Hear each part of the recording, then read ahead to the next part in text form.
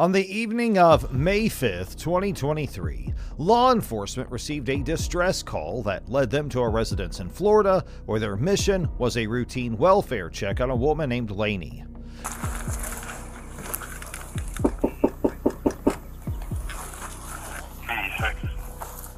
Did it smell when you went up to the door? Yeah, there's a door around on the opposite side. Did you see somebody?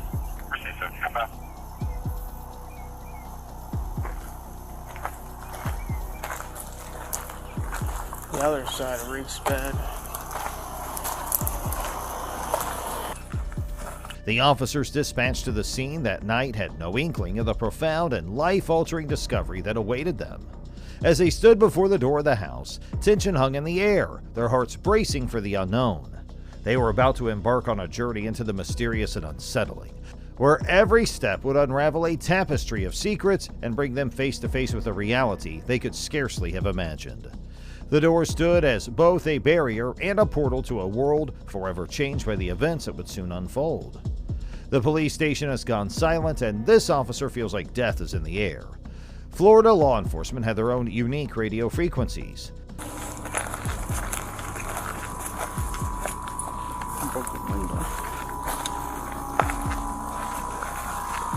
This place is a disaster.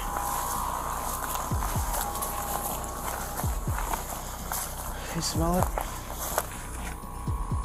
No, I do. I don't know what's coming out of that. You just ask the neighbors, I guess, do they see anybody?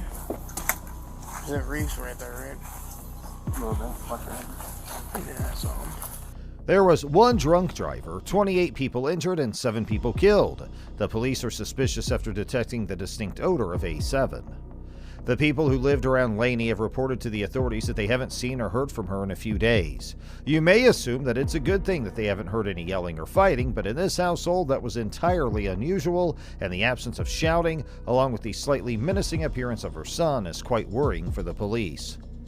After spending almost half an hour searching outside the property, the cops were left with just one option. Their patience was wearing thin, as they contemplated breaking in when suddenly a disheveled man appeared on the scene. He had an erratic demeanor, and it was evident that he was under the influence of some potent substance. Today? Okay, so nobody today. Have you heard any fighting, anything in the last 2 days? Any loud commotion? I know it would be not abnormal for you to hear yelling and screaming coming from over there. So. No. Nothing? No, we're kind of new to the neighborhood too. So Yeah. Oh, okay. There's been a lot different things going on here, so it's weird. We're not used to it. No, more quiet. Yeah. We used to live right down there behind the Circle K in Cleveland, Dalewood. Yeah. Oh, yes. Nice, man, that's so cool back there. You don't worry about nothing. You know what I mean? It's nice and quiet. I know all the neighbors held 50 years, boy. And they come up here and all kind. This is just way different from me, but I'm doing good. All right, that's all that matters. That you guys are doing good. Yeah. Observing the situation, one didn't need to possess exceptional intelligence to recognize that something was decidedly off.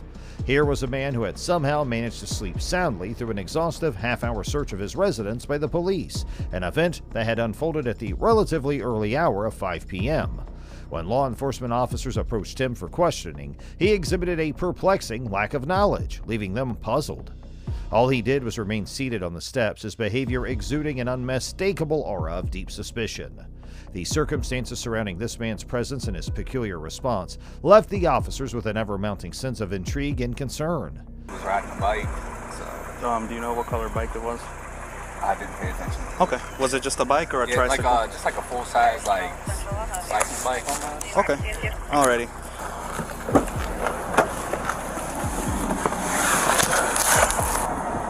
She had her husband arrested on the 25th.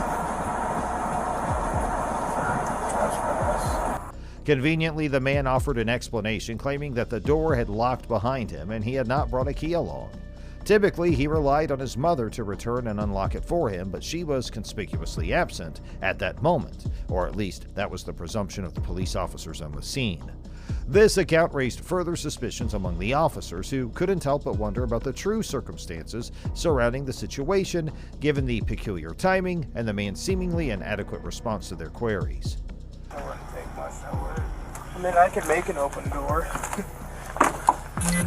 There's a door on each side of the house, and everything is just like propped up with something that's like ready to fall down. Oh, the bench.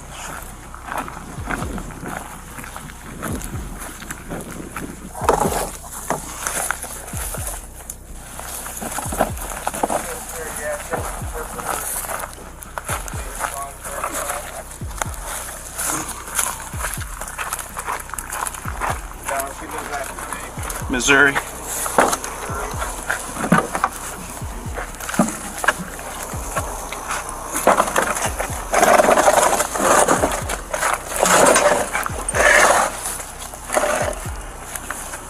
Inside the house, a chilling discovery awaited them: a lifeless body identified as the man's mother, Lainey. The officers wasted no time in taking him into custody and urgently called for backup. The grim scene demanded immediate attention and thorough investigation. However, as they began an impromptu interrogation, the atmosphere took an eerie turn. The man, who had initially been evasive and uncooperative, suddenly transformed into a more talkative demeanor.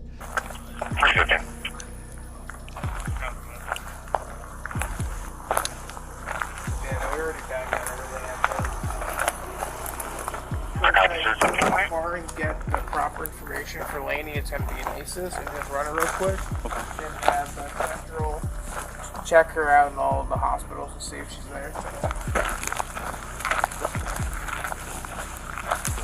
He opened up, providing an unexpected stream of information to the perplexed officers. Do you know where she's at? His sister's asking for her. She's not in any trouble or anything like that. When was the last time you saw her? A few days ago. Where'd she go? She just went to the store and said she'd be back in a little while.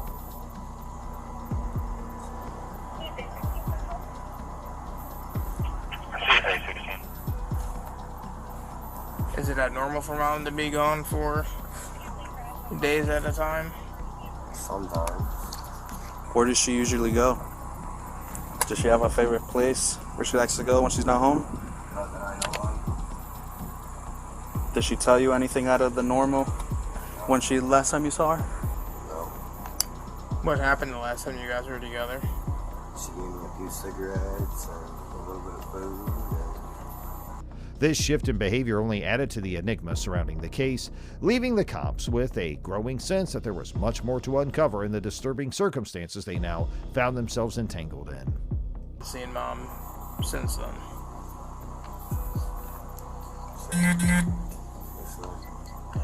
When's the last time you text, called her, or anything like that? Okay. When was the last time you saw Dad?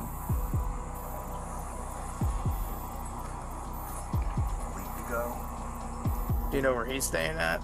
No. I heard that she might have called the cops on him. Yeah, he got arrested the 25th of last month for trespassing. Do you know who stays in the tent? Well, that's what I was saying before she come in the house. Oh, she told you could come before she left? Yeah. Would it be alright if they just went inside to make sure she's not in there? It's not my house. Huh? I can't tell you no. Okay.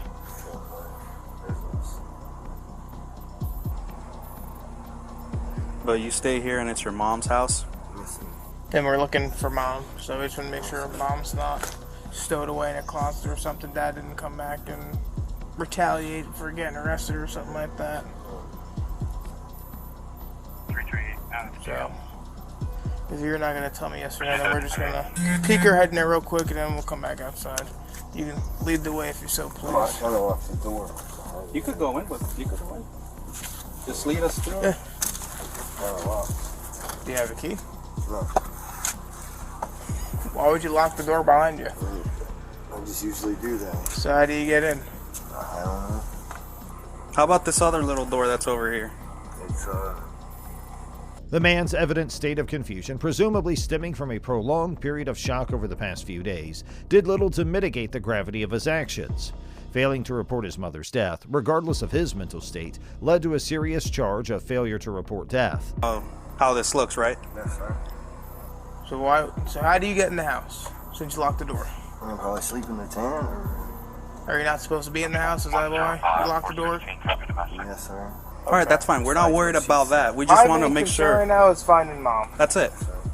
If you know you're not supposed to be here, that's on whatever.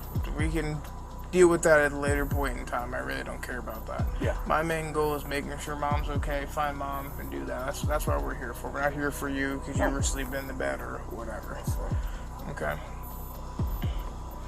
So, obviously, you went in and unlocked it from the inside. Did you get in? Did you just push that one thing open to get in from the other door? Do you mind doing that for us right now?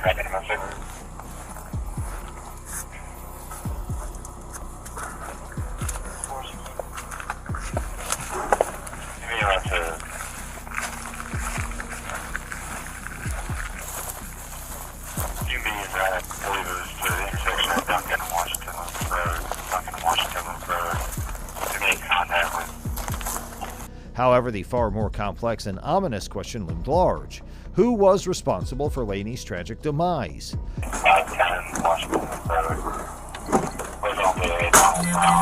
I think if you shimmy it into the right, we could be able to just pull it out. He's the one that did it. So push it into the right. Keep pushing it in. Now try to move it out, and then push it out. There you go. There we go.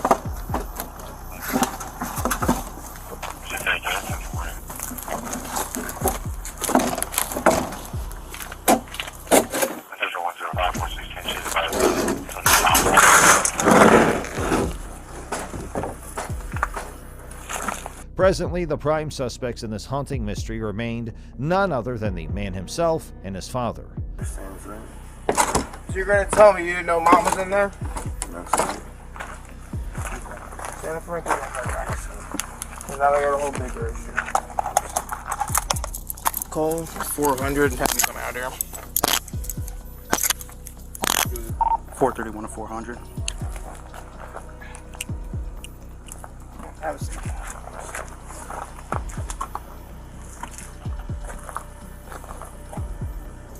$417, 400. I'm gonna need you to come out here. This is gonna be a big issue. Just gonna read you Miranda so you know your rights before anything happens, okay? Alright, so you have the right to remain silent. Anything you say can be used you in court. Do you understand that so far? Alright. So you have the right to talk to a lawyer for advice before we ask you any questions and have him or her present during questioning. If you can't afford one will be appointed for you before any questioning if you wish. Do you understand that so far? Alright, so if you decide to answer any questions without a lawyer present, you still have the right to stop answering at any time. You also have the right to stop answering at any time until you talk to a lawyer. Do you understand that? So after being read these rights, you still wish to talk to us? So we're not going to ask you any questions at this point in time, but just in case. Someone at some point will be. Yeah.